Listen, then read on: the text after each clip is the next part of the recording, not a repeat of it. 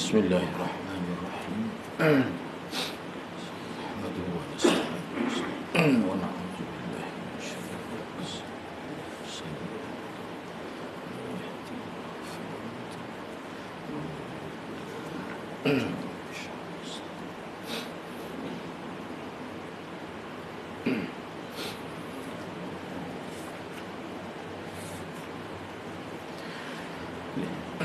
Assalamualaikum warahmatullahi wabarakatuh.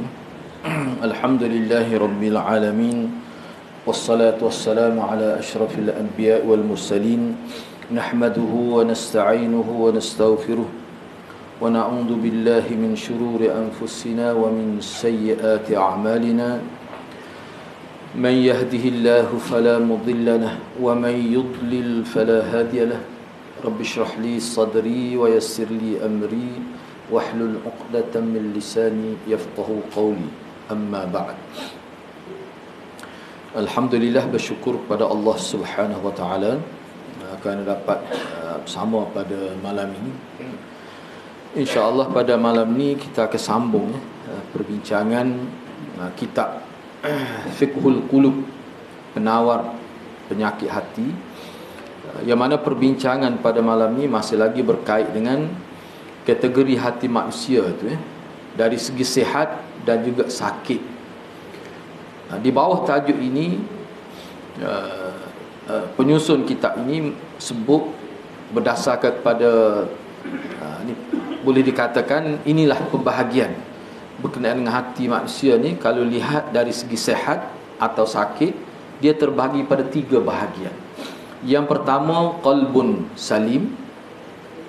Yang kedua, qalbun maridun. Dan yang ketiga, qalbun mayyit. Jadi perbincangan kita ni sebenarnya masih lagi di bawah yang pertama tu, qalbun salim itu. Pada muka surat 18 pada muka surat 18 itu. Hati seumpama ini, yang dimaksudkan hati seumpama itu sebenarnya berkait dengan hadis Nabi itu. Innallaha nazara fi qulubil ibad itu. Tu. Yang mana hati manusia ni berdasar pada hadis itu ada 3 bentuk. Pertama sekali disebut sebagai mula-mula sekali Allah tengok, disebut sini Allah melihat hati hamba-hamba dia, maka dia dapati hati Nabi ni paling baiklah. Kemudian selepas tu dilihat pula hati manusia yang lain, maka didapati hati sahabat Nabi ni hati yang terbaik. Tuan sebut secara ringkas lah.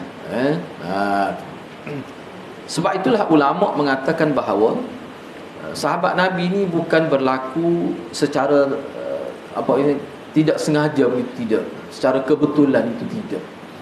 Kewujudan sahabat Nabi itu tidak begitu. Sebab di sini disebut, kalau dalam perbincangan lepas ana petik dia punya macam istilah sahabat lah. Kalau Nabi ni Mustafa, maka sahabat ni Mukhtar. Sebelum ni ana pernah sebut. Begitu. Kemudian yang akhir daripada hadis tu, bila dia sebut hati sahabat, maka Nabi kata, fama ra'al muslimun hasana fahuwa indallahi hasan wa ma ra'au sayyi'an fahuwa indallahi sayyi'. Maka apa saja yang dilihat oleh orang-orang Islam sebagai baik, maka itu baik juga di sisi Allah. Itu kena ingatlah, takut silap faham. Jangan kita guna hadis ni sewenang-wenang lah. Orang Islamnya orang Islam yang bagaimana, sehingga pandangan dia tu selaras dengan kehendak Allah. Sebab hadis ni dalam satu hadis maknanya orang yang mana hati dia seperti sahabat itu. Kalau orang hati dia seperti kita, kena tengok dulu. Kena tengok dululah, kena cek molek. Ini maksudnya hati orang Islam bila dia terima, boleh katakan, kita kata majoriti orang Islam pada waktu tu terima ni molek, dia akan molek. Hati tu hati hak bagus, hati hak seperti hati sahabat. Itu maksud dia nya. Jadi apa yang orang Islam lihat tak baik, sayyi, buruk, maka di sisi Allah pun buruk juga. Ini pun berkait dengan hati orang yang seperti hati para sahabat. Sehingga hadis ni sebenarnya baru ni anda tidak sebut, cuma dalam syarah-syarah hadis disebut ini isyarat kepada manusia ni bila sampai satu tahap hati dia tu hati yang sudah muwaffaq, yang sudah diberi taufik oleh Allah. Boleh berlaku tidak semesti kepada sahabat ni, kepada kita sendiri pun boleh berlaku. Syaratnya kita ni seorang yang sangat jaga hukum halal dan haram, sangat mementingkan kehidupan sunnah. Kadang-kadang orang tengok, oh dak lah lu ikut sunnah, oh caw kat orang no. Nak caw kat orang tak habis omong. Kalau kita ngaji gitu kita buat gitu. Sebab tu kita perlu ngaji dengan ramai ustaz, ramai ulama apa. Sebab kekurangan ustaz ni akan ditampung oleh ustaz yang lain. Kalau Nabi tak apa, seorang pun cukup dah. Tapi kalau ustaz kena ramai, kadang-kadang ustaz ni tak sebut poin tapi penting juga. Disebut oleh ustaz lain. Jadi maklumat-maklumat itu akan dilengkapkan bila mana kita ngaji tu dengan ramai ustaz. Baik. Hati seumpamanya. Tu baru dia bersambung tu. Kalau tidak kita tak hati lagu mana. Hati seumpama ini. Supaya disebut dalam hadis ni. Siapa ke peringkat keputusan dia tu jadi selaras dengan Allah tu. Hati seumpama ini, apabila dia kasih kepada sesuatu, dia akan kasih kerana Allah. Dan kalau dia benci kepada sesuatu, kebencian dia itu berasaskan juga kerana Allah juga. Mana ikhlas sungguh dah ni.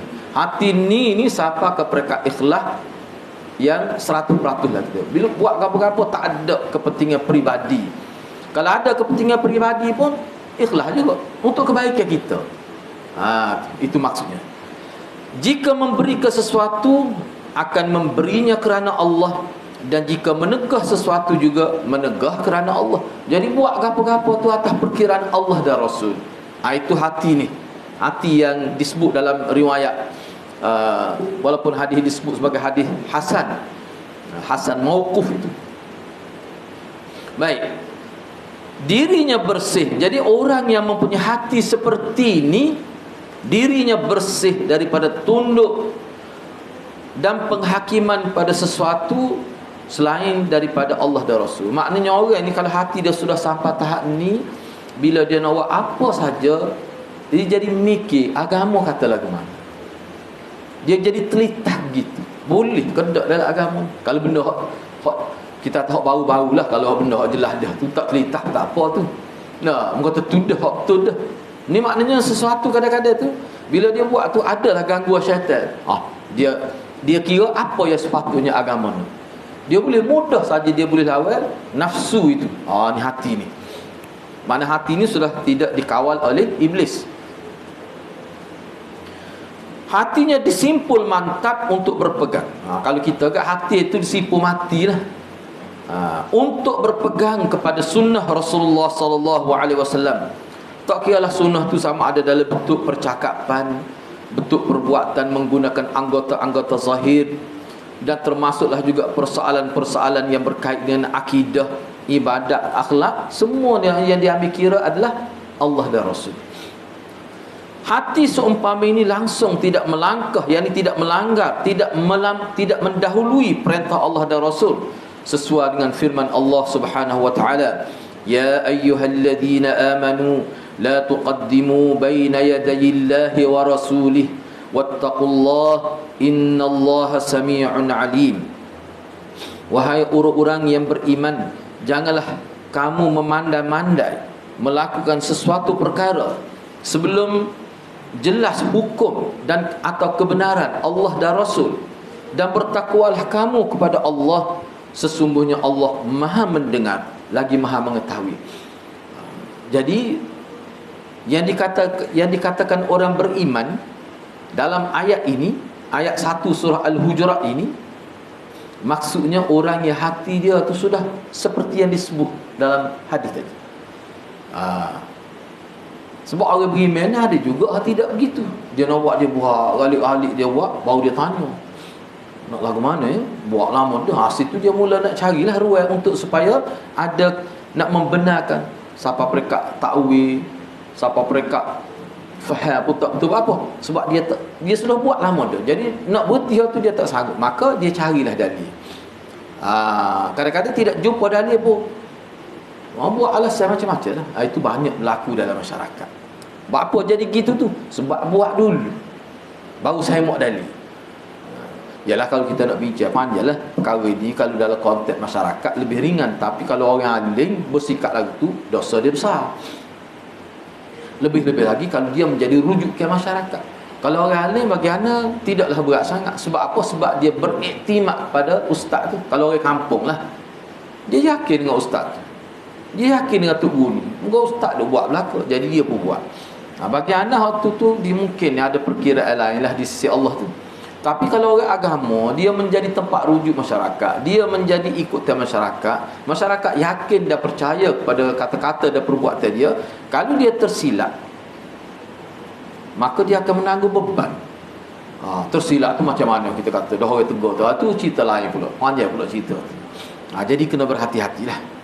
Sebab itulah Tok Guru saya Maulana lepas dia sebut sama orang alim ni, dia berdosa masa mengajar tu banyaknya ngopak jaga kat ledah orang duk baca, tapi biasanya boleh fitnah, boleh silap, tidak cermat dalam penyampaian maklumat, tersalah bawa hadis, macam-macam boleh berlaku.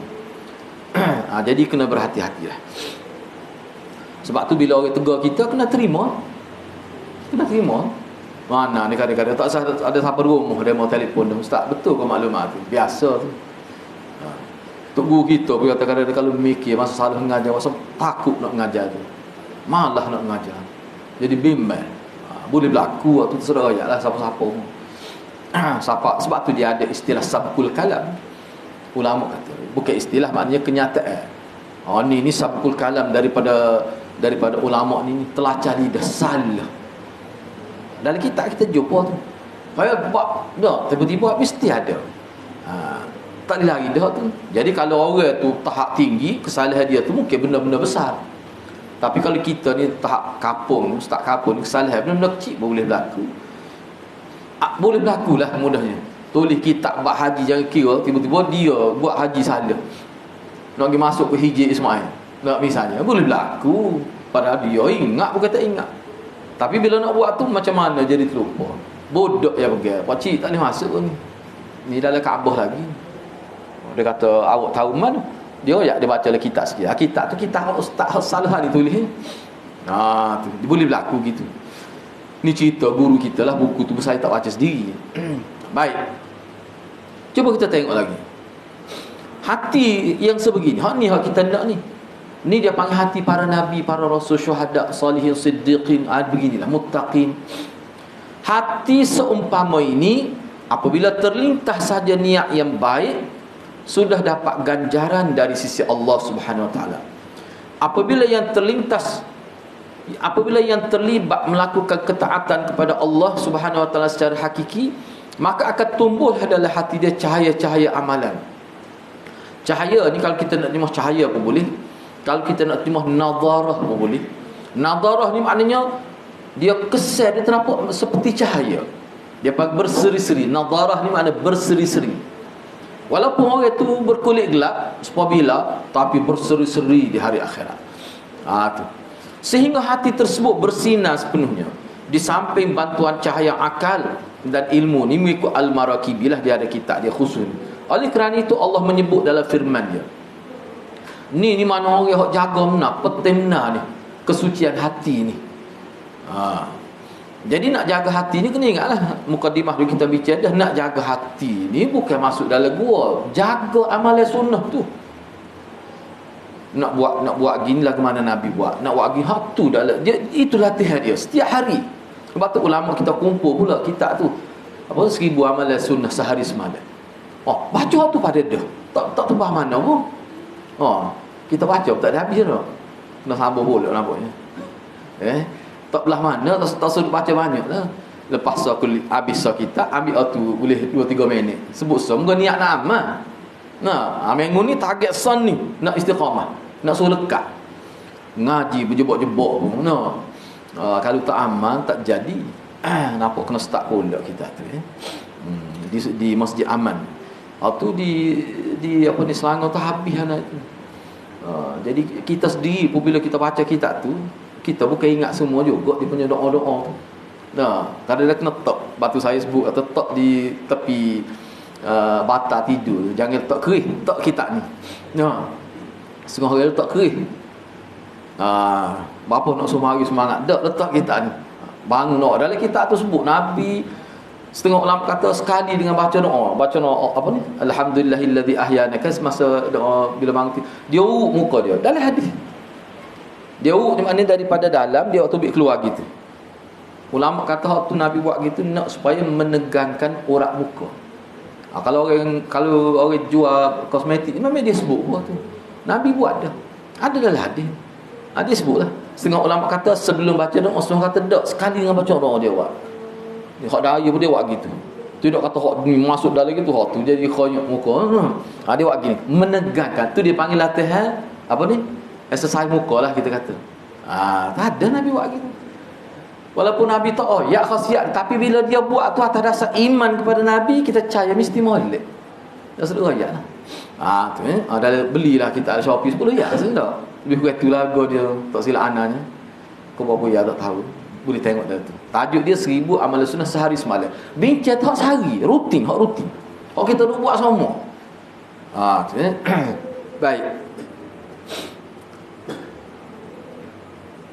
Misalnya Allah berfirman, nurun ala nur, yahdillahu li nurihi man yasha, wa yadribullahu al-amthala lin-nas, wallahu bikulli syai'in alim. Cahaya berlapis cahaya. Tu. Nurun ala nur tu, kalau dalam tafsir dia kata cahaya yang ditindan oleh cahaya. Maknanya baik, maknanya bercahaya sungguhlah, bukan cahaya mahlak tu tidak. Tu. Ini simbolik kepada seorang itu hidup dia penuh dengan cahaya hidayah. Allah memimpin sesiapa yang dikehendakinya menurut undang-undang dan peraturannya kepada nur hidayahnya. Dan Allah mengemukakan banyak pelbagai misal perbandingan untuk umat manusia, dan Allah Maha mengetahui akan setiap sesuatu. Jadi kadang-kadang Allah guna juga kaedah misal, perbandingan. Dalam Al-Quran banyak juga ayat-ayat perbandingan, dibandingkan orang munafik begini, dibandingkan orang ada kitab tak baca, superhema bawa kitab. Di perbandingan mudah faham lah. Orang yang gila kalau dunia dibayangkan seperti anjing yang selalu terjelir-jelir lidah dia. Itu perbandingan, mudah faham. Baik, seterusnya kita masuk pada bahagian kedua, bahagian B, iaitu qalbun maridun, hati yang sakit. Hati yang pertama tadi, hati orang-orang saleh. Orang saleh berkat tinggi para nabi dan rasul lah. Kemudian para sahabat, kemudian ulama, awliya Allah, salihin, muttaqin, siddiqin, syuhada dan sebagainya. Baik, kemudian kita pergi kepada yang kedua, qalbun maridun. Mana hati yang sakit, Mana hati yang sakit? Hati yang sakit adalah hati yang hidup dalam masa yang sama menghadapi penyakit. Ni penyakit sini ni maksud penyakit dari sudut kerohanian lah. Itu maksud penyakit hati, penyakit kerohanian. Ia mengandungi dua bahan ataupun dua perkara. Pertama sekali, bahan-bahan yang terdapat ataupun situasi, keadaan yang terdapat dalam hati itu berupa cinta kepada Allah, keimanan kepada Allah, keikhlasan, dan juga sentiasa berserah diri kepada Allah. Yang merupakan bahan-bahan, yang mana bahan-bahan ini merupakan bahan-bahan yang menyebabkan hati ini menjadi hidup. Kerana bahan inilah hati itu jadi hidup. Sebab itulah kalau dalam kitab Minhajul Qasidin tu dia bahagi pula kenapa Quran guna hati hidup, hati mati, hati lembut, hati yang keras. Dia hurailah tu. Ni mana hati? Ni hati yang keras ni. Sebenarnya jadi keras dia sebenarnya. Maksud keras hati tu payah. Ni kita bila kita baca semua kita boleh faham lah. Bukan kata keras tak ada langsung ketika dia lembut, tidak. Ni hati yang kadang-kadang gini, kadang-kadang begini. Tu kebanyakan orang lah. Boleh jadi kita sendiri. Ada ketikanya nampak kemah megat agama dah. Maya tak ada mana jadi longgar. Itu yang kedua ni. Ni dalam kategori sakit. Bukan tak ada cinta kepada Allah, bukan tak ada iman, ada. Baik, tak apa. Ini sebagai permulaan dia sebelah tu, bawah tu dia ada huraian. Kemudian bahan yang kedua yang terdapat dalam hati yang sakit itu bahan-bahan seperti cinta dan mengutamakan syahwat. Mana syahwat nafsu ke arah keburukan ini lebih dominan. Ada juga tu perkara tu dalam hati. malah berusaha untuk mendapatkan benda-benda yang disukai oleh hawa nafsu. Dia cuba penuhi. Kadang-kadang tu jadi tinggal akhirat pula, nak memenuhi keperluan dunia tu. Ada kata dunia pun kena kejar juga. Tu dia mari macam-macam lah perasaan daripada iblis dan syaitan itu. Timbul perasaan hasad, takabur, ujub, cintakan ketinggian dan kerosakan di muka bumi yang merupakan bahan-bahan yang boleh merosakkan hati. Baik, hati sebegini, hati sebegini berada di antara dua persimpangan. Pertama, persimpangan yang menyerunya kepada Allah dan Rasul dan hari akhirat. Hak tadilah hak nombor satu tadi. Hak ada cinta kepada Allah, ikhlas, bertawakal dan sebagainya. Orang panggil hati yang ikhlas tu. Tapi bukan kata ada hak tu saja, ada juga nampak lebih dunia, rasa hasad dengki pun ada, ujub pun ada, jari-jari, takabur mari juga nak petas nak kita kata dak. Cinta ke ketinggian ada, perasaan orang panggil sifat mazmumah itu ada, bukan tak ada langsung. Ni hati ni. Itulah dia kata hati sebegini berada di antara dua persimpangan. Pertamanya persimpangan yang menyuruhnya kepada Allah dan Rasul dan hari akhirat, dan persimpangan yang kedua menyerunya kepada nikmat dunia yang bersifat adna tu, bersifat sementara. Dunia tu mana adna? Sementara. Orang panggil makan le bahasa Kelantan adna tu. Tapi nya kejar tu supaya akhirat dah tu. Hati yang seumpama ini mengikut keadaan, tak boleh nak Arab belah mana ni, kena jaga molek. Dia orang Kelantan panggil culah ni. Beringat sikit kadang-kadang puk gini, kadang-kadang puk gini, tak boleh harap tu. Tidak tegak istiqamah di atas kebaikan. Dia ada juga jatuh daripada landasan, tak ada juga berlaku. Jika hati ini lebih mirip pada persimpangan pertama, hak tadilah hak molek tadi, maka dia menjadi hati yang sihat sejahtera, jadi hati yang salim. Namun kalau hati dia tu dalam keadaan-keadaan tertentu cenderung kepada persimpangan yang kedua, nampak dominan kepada dunia pada hari itu, nampak begitu, ada perubahan keadaan tidak molek, maka hati dia tu boleh jadi hati yang mati. Ni hati sakit ni boleh jadi salim, boleh jadi mati. Tengah-tengah tu marid sakit. Hati yang mengikut tuntutan persimpangan yang kedua, yakni hati yang lebih cenderung kepada dunia yang batil, sifat-sifat mazmumah, diberi amaran keras oleh Allah Subhanahu Wa Taala. Jadi Allah sebut dalam ayat 37 hingga 39 surah An-Nazi'at ini berkait dengan hati yang berada di persimpangan ini, iaitu hati yang ada ketika baik, ada ketika tidak baik. Ni apa dia, cuba kita tengok. Ni ayat Quran ayat 37 hingga 39. Fa amma man tagha, maka adapun orang yang tagha tu dia terjemah situnya melampaui batas. Tu secara umum. Tagha ni kalau setengah ulama dia kata asalnya sifat kepada air yang melepasi tebing itu. Air yang bila dia melepasi tebing dia akan melimpah keluar. Limpah tu dia panggil tagha lah tu, sifat air tu. Dia boleh merosakkan tanaman dan sebagainya. Itu dari segi bahasa Arab lah. Baik. Anda di sini anda nak sebut ringkas saja ni kata-kata Syekh Sa'di dalam tafsir dia, tafsir As-Sa'di. Dia kata orang yang melampaui batas, maksud tagha ni kata Syekh As-Sa'di dalam tafsir dia, mereka bukan sekadar melakukan maksiat tetapi melampau dalam melakukan maksiat. Melakukan maksiat ni ada belaka manusia ni. Bukan manusia, okay? Bukan kata Nabi. Tidak maksud kita ni ada belaka. Maksud gini memang molek belaka nampak ni. Dengan anak-anak sendiri ni rasa jauh belaka ni habis. Ni pun jauh ni tidak mesti orang kata. Seolah-olah gitulah. Tapi kadang-kadang bila dia buat salah, setengah tu salah tu biasa saja. Tapi setengah tu salah tu berat salah dia buat. Misalnya anak bini sikit aku salah, tegur kau nak marah posisi gini, marah tu lebih siapa keluar tu maknanya tahu lah tu. Buat salah kecek kasar ke bini usul ayatnya ada belaka, kecuali dia ni suami solehah. Waktu lain. Anak tak tiga istilah tu. Dia kata suami solehah ni bagus, dia kata semaya Jumaat di rumah. Tu dia panggil suami solehah. Istilah baru tu. Silap-silap. Itulah gitulah. Tu. Jadi tagha kata Syekh Sa'di, dia bukan sekadar buat maksiat besar tapi melampau. Hak melampau tu lah hak jadi berat tu. Baik. Tu kata Syekh As-Sa'di. Molek juga tu. Dia sebut tu, ringkas saja. Wa atharal hayatad dunya. Dan dia melebihkan kehidupan dunia. Bukan kata dia tolak masuk akhirat dah. Ada juga, tapi lebih dunia. Hak ni pun ana sebut, ana petik dalam hak tafsir Syekh Sa'di juga. Sebab dia menarik. Dia kata maksud wa atharal hayatad dunya, orang yang melebihkan dunia ni, maksudnya fokus dia tu lebih berat kepada dunia, tidak pada akhirat. Lebih kepada dunia. Dia mari juga masjid, dia buat bahaya, sedekah juga, tapi dalam benda-benda tertentu dia lebih pada dunia. Dia ada tempat. Jadi nak tahu tu kena tengoklah setara mana lebih tu payah benda nisbiyah ni. Jenis barang apa subjektif kita tu benda tidak mutlak ni. Dia panggil nisbiyah, amrun nisbiyah, perkara yang payah kita nak kira.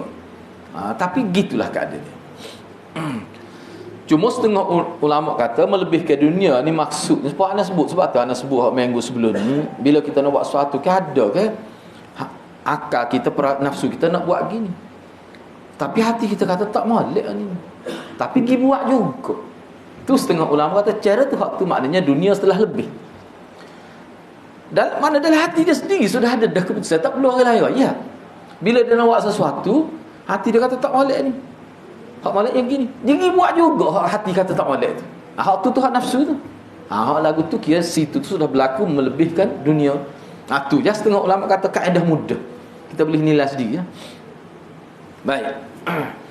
Seterusnya, sebaliknya jika hati ni cenderung kepada persimpangannya pertama, hak mula-mula tadi, ia bakal memperoleh kehidupan baik dunia dan akhirat, seperti mana firman Allah Subhanahu wa taala, man amila salihan min dzakarin aw untha wa huwa mu'min falanuhyiyannahu hayatan thayyibah wa lanajziyannahum ajrahum bi ahsani ma kanu ya'malun. Sesiapa yang beramal saleh, tak kiralah dia tu lelaki ke ataupun perempuan, dalam keadaan dia tu orang beriman, maka sesungguhnya kami akan hidupkan dia dengan kehidupan yang baik, hayatan thayyibah. Dan sesungguhnya kami akan mengganjari beliau, memberi ganjaran kepada mereka dengan memberikan pahala yang lebih daripada apa yang mereka telah kerjakan. Ana tukar tu memberi ganjaran kepada mereka sebab mengikut ahli bahasa lah. Ini antara kritikan dalam terjemahan teks. Biasanya Nik Safiah Karim misalnya, dia kata kalau kita boleh hubung, sebab balah ni biasa je, kalau dalam bahasa Melayu balah ni dia merujuk pada yang tidak baik. Kalau hak baik ni ganjaran, dia lebih sesuai, lebih tepat. Walaupun kita kata balas saya baik, kita kata ya juga, kalau nak suruh lebih tepat lagi. Kalau kita tak sebut ganjaran buruk, tak apa, ganjaran baik, dia akan dapat ganjaran di sisi Allah. Tentu dah tu, dia akan dapat balasan. Tu nampak pada benda yang negatif. Tu mengikut ahli bahasa lah. Supaya juga beriman kepada Allah, beriman dengan Allah. Memang dia kata total salah tu, kena beriman kepada, baru betul, bukan beriman dengan. Itu mengikut bahasa Melayu lah. Kita kata kita faham dah tak cara-cara dah tu dah. Nak orang bahasa kita faham beriman pada Allah, mana bergantung dengan Tuhan, percaya Tuhan. Iyalah boleh nak syarah tu. Tapi nak ayat dari segi bahasa Melayu ya.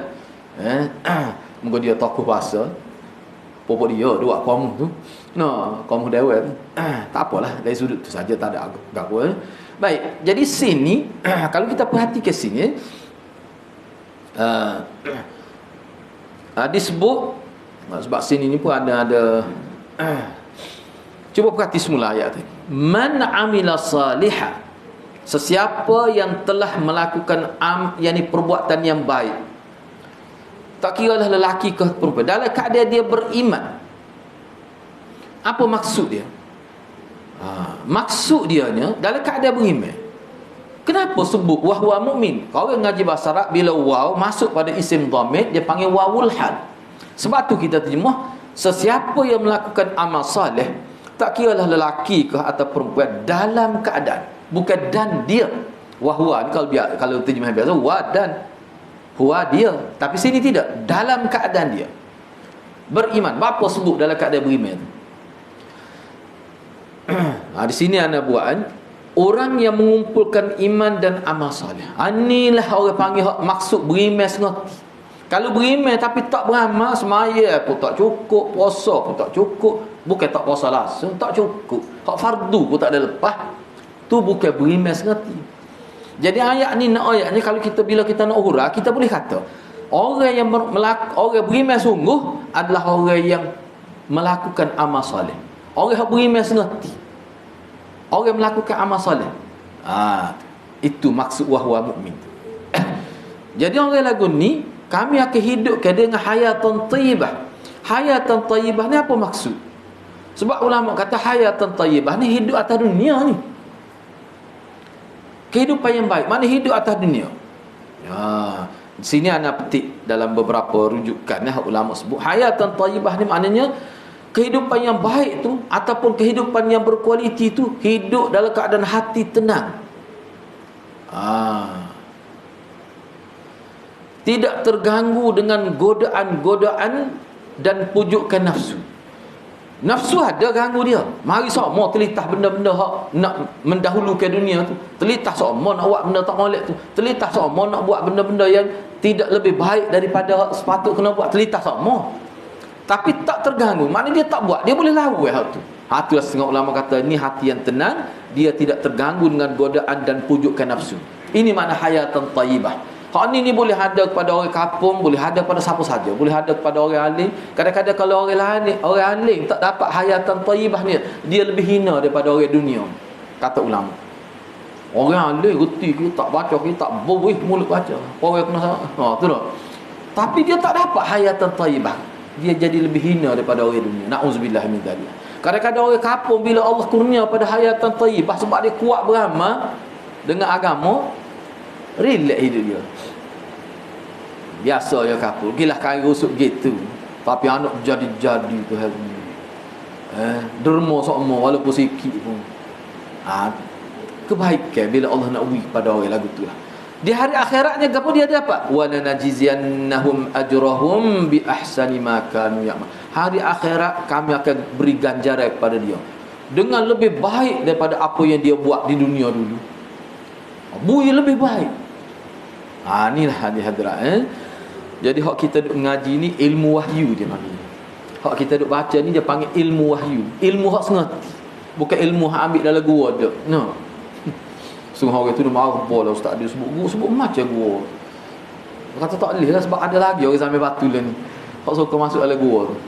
Kita nak suruh tubik masuk dalam masjid pula. Kita tempat kita mungkin tak nampak mana Kelantan, cuba tengok di luar negara. Di sebelah timur tengah ada lagi ada lagi. Anda baca dalam internet popok dia. Bahkan kubur popok dia khusus dia buat. Dia tak tahan di kubur ramai-ramai. Khusus apa mudah dia nak berzikir di kubur. Nak buat sambutan ni. Tu berat lagi. Siap dengan gambar tu sedih kita tengok. Baik, hati seumpama ini jugalah yang dimaksudkan dalam sebuah hadis yang diriwayatkan daripada Huzaifah Al-Yamani, Huzaifah Ibn Al-Yaman radhiyallahu anhu. Cuba tengok sini. Tu'radul fitan 'ala al-qulub kal hasiri 'udan fa ayyu qalbin ushribaha nukita fihi nuktah sauda wa ayyu qalbin ankaraha nukita fihi nuktatun bayda hatta tasira ala qalbain ala abyad مثل الصفا فلا تضره فتنة ما دامت السماوات والأرض والآخر أسود مربادا كالكوز مجخية لا يعرف معروفا ولا ينكر منكرا إلا ما أشرب من هواه. Fitnah terdedah kepada hati-hati manusia bagaikan tikar yang memberi kesan kepada tubuh orang yang tidur di atasnya sedikit demi sedikit. Tikar ni kalau Nabi sebut di masyarakat dia faham nak dulu supaya kita kan supaya tidur atas tikar kuat tak pakai baju kan jadi bekah tikar tu atas belakang dia tu nampak cuma tak tubik warna cuma nampak beka supaya jalinnya tikar tu lah. Moga dulu zaman Nabi tikar dia buat tu lebih kasar daripada ni. Kadang-kadang tu dia ambil dama sekali dengan lidi-lidi tu, dia tak buat. Sekali dengan kau tu letak gak tidur bekas. Saya normal pun pernah berlaku. Bila dia pecah baju, dia tidur dalam masjid ni. Khalifah tidur dalam masjid. Kena ejah biar mesti bersama tidur seorang kita ni sekali tu. Biar kelik jadi bersih hati tu tu. Nak suruh bersih hati. Yang main kesal masjid ni. Baik. Jadi lagu tu lah dia kata. Jadi beka atas belakang tu. Beka atas belakang tu. Lagu tu lah kesan. Yang kesan tidur atas tikar tu. Mana-mana hati yang dimasuki secara langsung oleh fitnah-fitnah itu akan tumbuh padanya satu titik hitam. Mana kalau fitnah itu melekat lah, terkena fitnah itu, terkesan, maka akan ada kesan pada hati dia dalam bentuk titik hitam. Dan mana-mana hati yang dia berjaya tolak fitnah itu, maka akan tumbuh satu titik putih. Bukan kata tak tumbuh titik putih. Sehingga hati itu menjadi dua bentuk. Hati yang putih seperti batu yang licin, tidak ada sesuatu yang mampu melekat padanya. Ia tidak akan dapat dimudaratkan oleh sebarang fitnah selagi mana wujud langit dan bumi. Dan hati yang berwarna hitam legam bagaikan bekas air yang diperbuat daripada tembikan yang ditelungkup. Ni buat tembikan ni sebenarnya kalau yang hati hitam ni yang ditelungkup tu maknanya dalam dia tu dia comor dengan tar wanita tu maksud dia nya. Kalau asal bahasa Arab dia tu dia panggil muzaffat dia panggil. Ia tidak mengenal perkara ma'ruf dan tidak menolak perkara mungkar kecuali yang dimasuki oleh hawanya saja. Jadi dia gagah, dia kesah mana baik. Asalkan dia tengok, berasa setuju dengan dia terima. Kadang-kadang molek, kadang-kadang tak molek. Mana dalam hati dia pelbagai, ada titik putih, ada titik hitam. Kalau titik hitam itu banyak, beratlah hati tu. Tapi kalau dalam hati titik putih lebih banyak, kita ni ada belakang titik hitam tu. Siapa dia kata saya Ustaz, memang saya cek dah, tak ada hitam, putih belakang. Kata memang ni kepala otak hitam ni kalau dia kata memang dia cek dia berapa kali dia cek. Hari ni dia misal kau nak kelada orang dakwa gitu. Kena nengung kita tu. Kalau kau nak buat natu tu kena cek dulu, tengok BCM molek dulu Kalau ada orang kata begitu. Orang tak boleh nak dakwa, ulama kata tak boleh nak dakwa sebab kita tak tahu. Tapi kok mana pun titik hitam tu maknanya dosa. Kalau dosa tu besar, titik tu berkali terbakar lah. Sehingga Imam Ghazali huraf dia ni menarik antara dia sebutnya kalau dosa tu dosa kecil boleh hilang dengan tanpa taubat, sekadar melakukan ibadat tu boleh hilang, boleh jadi hawa-hawa yang apa itu. Tapi tetap ada. Kadang-kadang tu tak nampak dengan mata kasar ni, kena tengok. Tapi ada. Ni boleh jadi dia hilang dengan wudu, hilang dengan dia melakukan azan, hilang dengan puasa isni khamis, hilang dengan sedekah, hilang dengan tolong orang. Tapi kalau dosa tu besar, tu dia tak hilang. Tu mungkin titik tu besarlah. Baik. Jadi hati seumpama ini tidak dapat berehat. Jadi hati qalbun marid ni, hati yang kita bincang bahagian kedua ni, hati seumpama ini tidak dapat berehat dalam erti katanya sebenar. Sebab apa? Sentiasa berlaku, orang panggil konflik dalaman. Berlaku pertemuan, perbalahan. Duk berebut antara nilai baik dan nilai buruk. Hati dia tu berperang antara nilai baik dan nilai buruk. Kadang-kadang ia cenderung kepada syurga dan jalan-jalan yang menyampaikannya kepada syurga, dan kadang-kadang ia cenderung kepada neraka dan jalan-jalan yang boleh menyumban kepada neraka itu sendiri. Ana duk fikir-fikirlah, duk tengok ada beberapa kitab lain.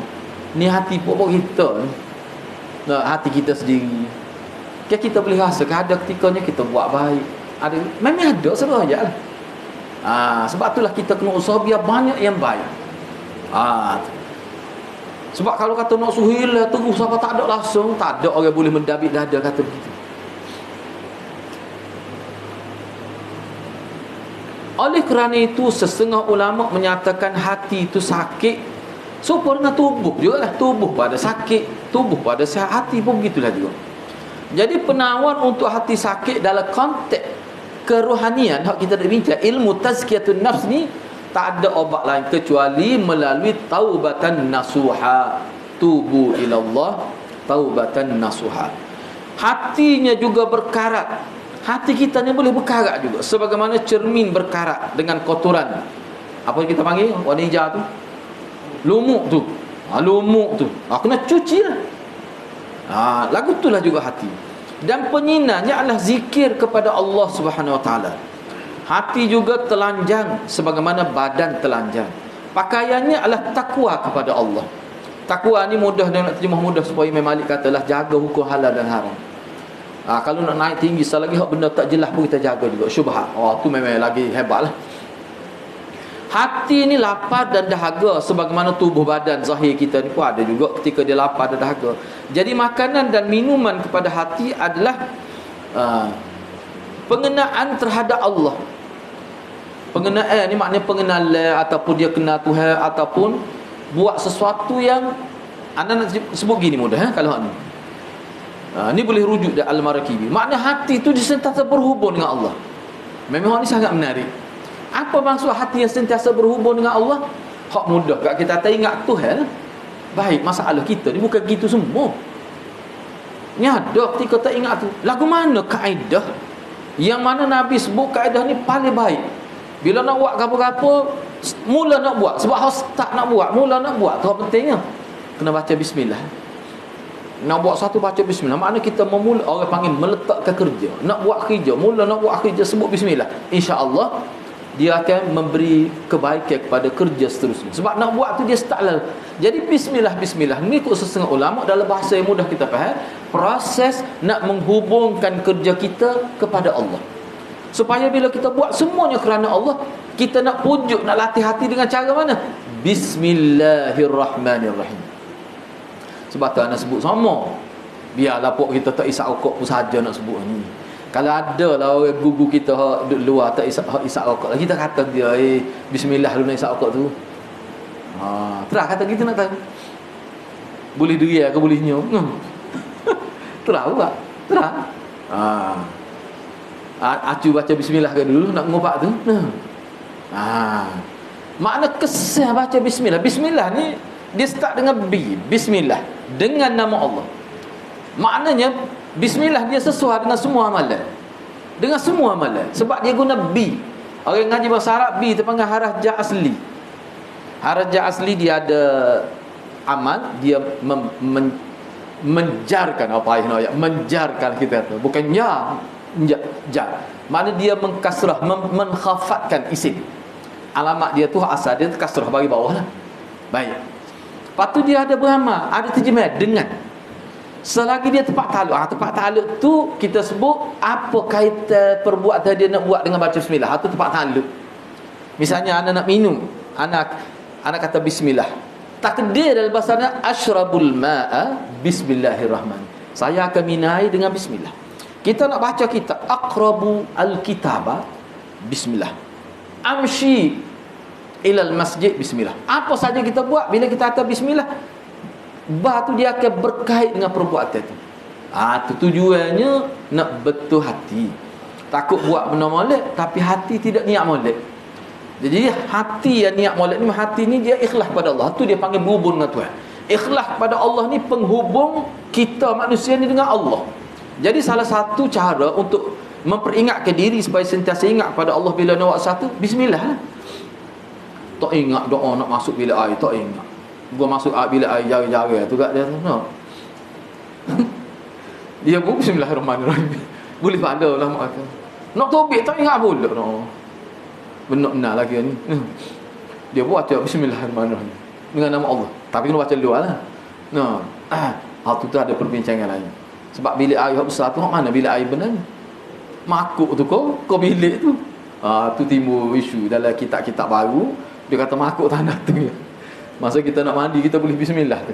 Masa nak mandi wajib tu pakai nak niat luar. Tak boleh niat dalam sebab bilik air. Tak boleh. Tu ada perbincangan khusus pula. Dulu guru saya masa belajar tu dia bincang tu. Dan saya pun baca dalam kitab apa ni? Tawdihul Ahkam dah.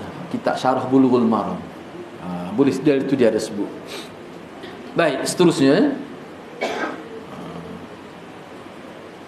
Jadi begitulah.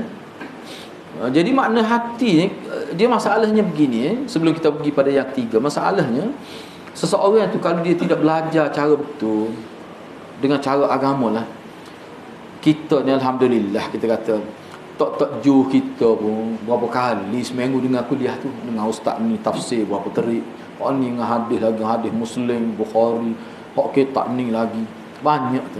Cuba bayangkan orang hak tak mari Jumaat di masjid, jauh sekali nak dengar kuliah, nak dengar kuliah dalam YouTube. Oh, tak suruh buat lah.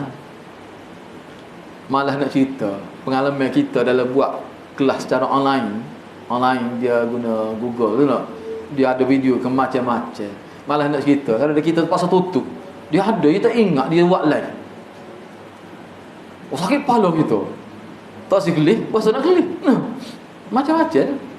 Akhir sekali kita pun tutup. Ada berlaku acak kali juga, nyaduk salih baju dalam bilik ngaji kan aku tutup, dia tak ingat dia buat live tu. Tu laki dia tanya tu, bini mari. Bini lagi mana pakai kan rumah. Kita pun pesan, lepas tu pesan.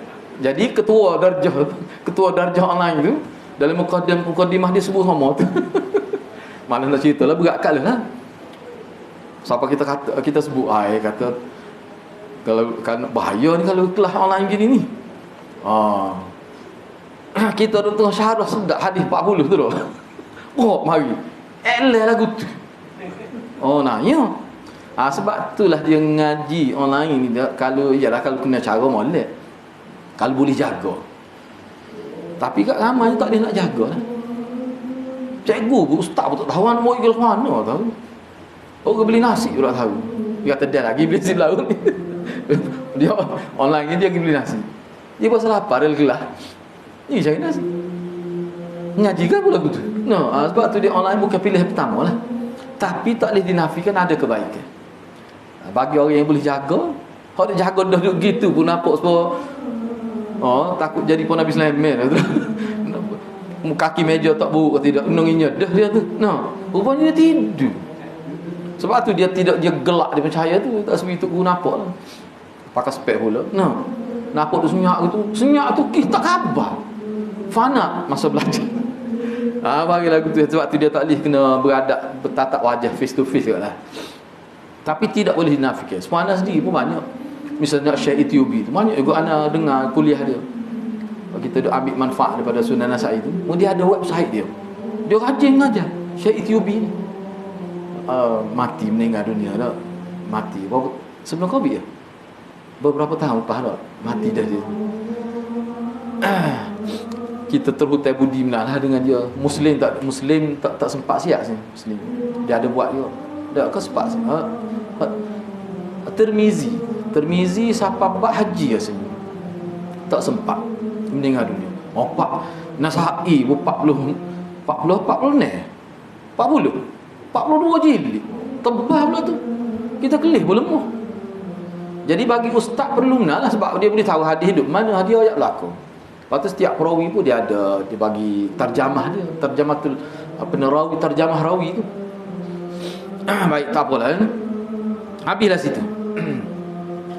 Satu lagi, ana ambil sikit lagi dah. Hati yang mati, qalbun mayyit. Ni hati yang mati. Ni yang ketiga. Hati yang mati adalah hati yang tidak hidup. Hati sebegini tidak mengenali Tuhan dan tidak beribadat kepada Tuhannya, mengikut yang diperintahkan Tuhannya, disukai oleh Tuhannya dan diredai oleh Tuhannya. Dia tak buat tu benda-benda gitu tu. Sebaliknya hidup dia macam mana? Sentiasa tenggelam dalam pujukan syahwat dan keseronokan hidup. Meskipun perbuatan itu dia tahu mengundang murka Allah dan kemarahan Allah Subhanahu Wa Taala. Anda pernah jumpa orang gini? Dia ni kira seniannya lah. Macam mana tak tahu lah. Dia kira ngaji agama juga. Banyaklah kita tengok benda-benda mungkar dia buat. Kecek sebut haul. Dia pasti gitu. Ngupaknya tak ada lah. Ngupak sama. Siapa kita kata dia? Kata. Kita sebutlah dia ingat mati katanya. Ingat sama. Sebab tu kalau kita mati kata, memang kita tanya kubur kita pun dia kata. Kita buah nak tubik belum tak boleh. Dia ngaji agama juga. Ni lah dia kata. Susah dengan orang hati mampu kerah ni kita kata dah. Kita kata gitu dia. Nak marah lah dia. Kadang-kadang kata gitu lah dia lebih tersentak lagi. Adik dia kata, oh padung dia nak marah kata. Sekapung ni cerita sekapung. Ana tengok hidup dia kepelik pada ayah dia tu orang panggil tu lebay juga. Dia pergi masjid sama nak kan. Benda-benda gitu boleh berlaku. Jadi kita pun lemah juga. Ayat ke dia apa kali ayat. Dia gini lah mudahnya ada manusia ni. Bila dia masuk, kalau kita duduk kecek dia masuk sepatah dah. Jadi kau calan habis orang. Pasti gitu. Dia kata tak kena kata. Habis kecek gini. Tak ada pasal-pasal jadi orang pun jadi timbul sangka buruk pada orang lain. Pasti dia kata ngopak lagi lah. Bahasa pun dia maksud go lah, tapi bahasa dia tu kita tak boleh gua siapa tak ni. Orang panggil kan gua bewo. Biawak punya gurauan. Parah tu. Anak lemah tu kita ilik kepala. Sampai kita lepas tu jumpa dia tak berapa nak duduk dekat dengan dia. Ada manusia jenis kita. Tu. Jadi seolah-olahnya tak tahulah hakikat serah pada Allah. Apa tidak kita pun tak berani nak putus. Tapi pelik macam mana boleh jadi lagu ni? Hidup dalam keluarga baik tu. Tu. Kapung baik. Tiba-tiba jadi lagu tu. Nak warna Allah uji manusia ni gitulah. Allah uji kita ni mungkin tidak gitu, dia uji lain pula. Jadi hati sebegini tidak pernah peduli dalam melakukan sesuatu. Dia ikut kehendak dia, ikut nak buat. Yang penting dia dapat memenuhi syahwat dan dorongan nafsu dia. Hot tu target dia.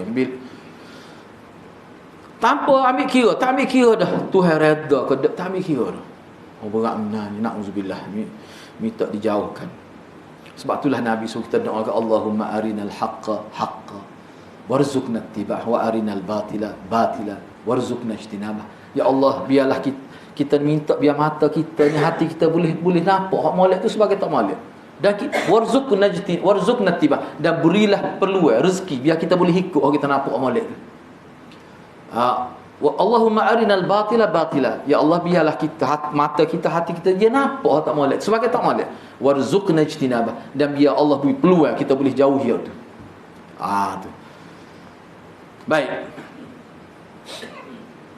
Hati sebegini, hati yang mayit ini, dia mengabdikan diri kepada yang lain selain Allah Subhanahu wa taala. Kalau cinta pun mungkin ada juga cinta kepada Allah, tapi cinta kepada yang lain lebih besar. Sehingga bila bertembung nak buat sesuatu, hati kecil dia kata tak molek ni, dia buat tanpa ada sekatan. Sebab apa? Sebab kata-kata hati tu sudah terlalu kecil. Nafsu tu sudah besar. Ni. Dari segi cinta kepada Allah pun sudah kecil, rasa takut pada Allah pun sudah kecil, harapan pada Allah pun berlaku jara-jara je.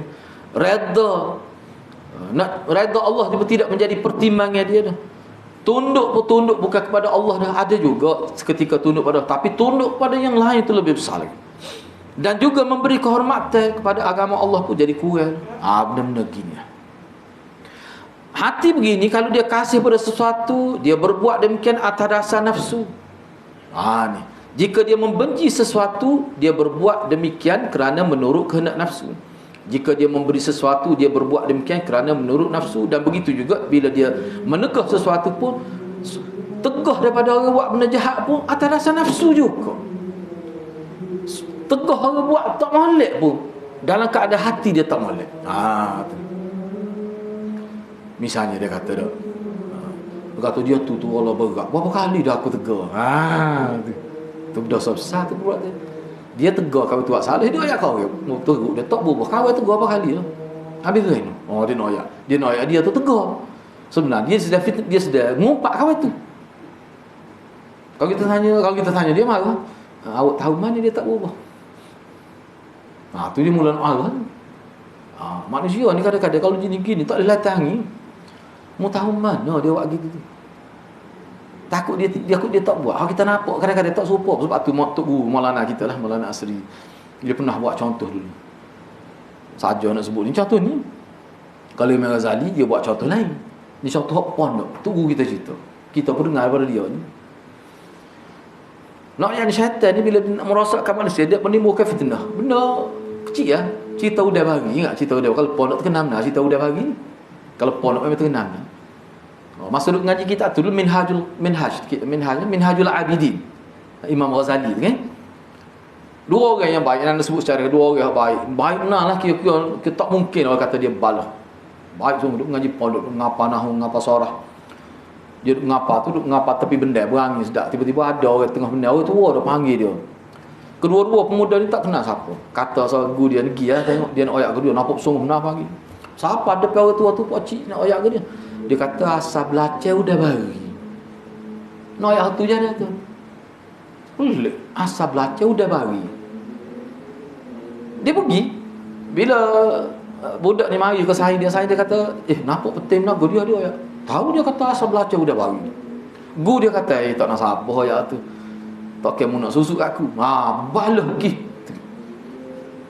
Balah gitu. Anak asal syaitan ni berapa paku tak tahu mari cerdik benar ni. No. Takut zaman Nabi ada tak tahu. Mudah ya. Orang kira-kiranya orang kata tak mungkin dah balah baik dah ni. Ada perumpamaan baik dah Melayu nak tak gamak nak sebut. Sebut tu nengu kita. Kelantan ni ada perumpamaan dia nak ayat baik dah ni siapa gapo. Siapa tak gamak nak sebut baik saja. Balah gitu. Tak kira ada rahsia, tak kira lah panggil ketemu nak ayat asal belajar dia bagi. Mesti ada benda penting sebut. Mu tak saya ayat. Saya dia kata dak. Akhir balah.